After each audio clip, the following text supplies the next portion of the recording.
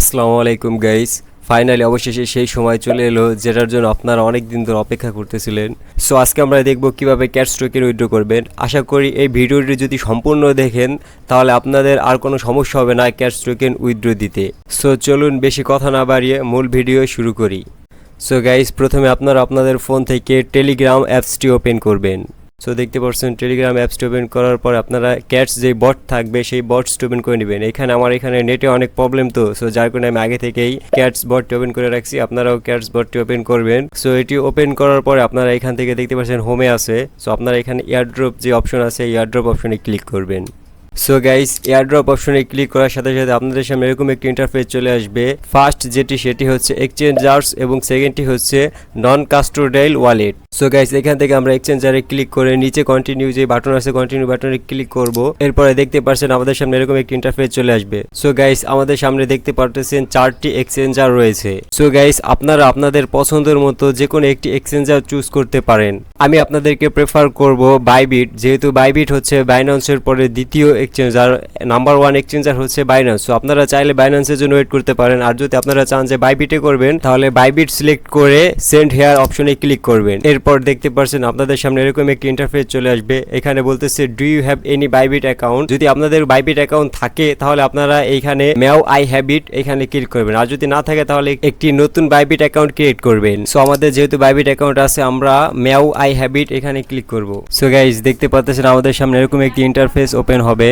So এখানে দেখতে পাচ্ছেন 3টি অপশন আছে। একটি হচ্ছে ইউআইডি এবং আরেকটি হচ্ছে ক্যাটস ডিপোজিট অ্যাড্রেস এবং লাস্টেরটা হচ্ছে মেমো। সো গাইস, আমাদের যে বাইন্যান্সের ইউআইডিটা আছে প্রথমে আমরা এখানে আমাদের বাইন্যান্সের ইউআইডি বসাবো।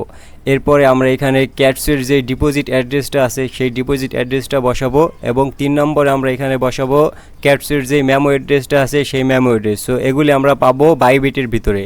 সো চলুন আমরা বাইবিটের ভিতর থেকে আপনাদেরকে একে একে সবগুলো দেখাচ্ছি। সো গাইস, আপনারা বাইবিট অ্যাপে ওপেন করার সাথে সাথে আপনারা দেখতে পারেন আপনাদের সামনে এরকম একটি ইন্টারফেস চলে আসবে। সো এখান থেকে আপনারা যে ডিপোজিট লেখা আছে এই ডিপোজিটে ক্লিক করবেন। ডিপোজিট অপশনে ক্লিক করার পর আপনাদের সামনে এরকম একটি ইন্টারফেস চলে আসবে। সো এখান থেকে আপনারা ডিপোজিট ক্রিপ্টো এখানে ক্লিক করবেন।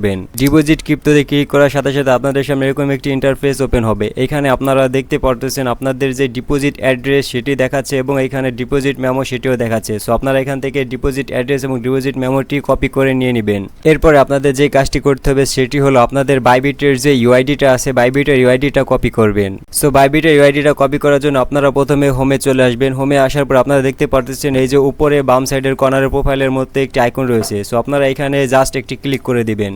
সো এই প্রোফাইল আইকনে ক্লিক করার সাথে সাথে দেখতে পারতেছেন আপনাদের সামনে বাইবিটের যে ইউআইডিটা সেটি শো করতেছে। সো আপনারা এখান থেকে বাইবিটের ইউআইডিটাকে কপি করে নেবেন। এরপরে আপনারা আবার টেলিগ্রামে চলে আসবেন। টেলিগ্রামে চলে আসার পরে আপনারা এখানে ইউআইডির জায়গায় ইউআইডি দিয়ে দিবেন এবং ক্যাটস ডিপোজিট অ্যাড্রেসের জায়গায় ক্যাটস ডিপোজিট অ্যাড্রেসটা দিয়ে দিবেন এবং আপনাদের যে মেমো নাম্বারটা আছে মেমো নাম্বারটা দিয়ে দিবেন। এরপরে এইখান থেকে এই সেন্ড অপশনে ক্লিক করে দিবেন। তো গাইস, আপনাদেরকে আরেকটি কথা বলে রাখি, এখনো পর্যন্ত ক্যাটসের যে ডিপোজিট অ্যাড্রেসটি সেটি এখনো বাইবিটে আসেনি। সো যখন এটি বাইবিটে চলে আসবে তখন আপনারা এই সেম প্রসেসে আপনাদের টোকেনটা উইথড্র দিতে পারবেন। সো গাইস, আজকের ভিডিওটা এই পর্যন্তই। যদি ভিডিওটা ভালো লাগে তাহলে চ্যানেলটাকে সাবস্ক্রাইব করবেন এবং ভিডিওটিতে একটি লাইক দিবেন।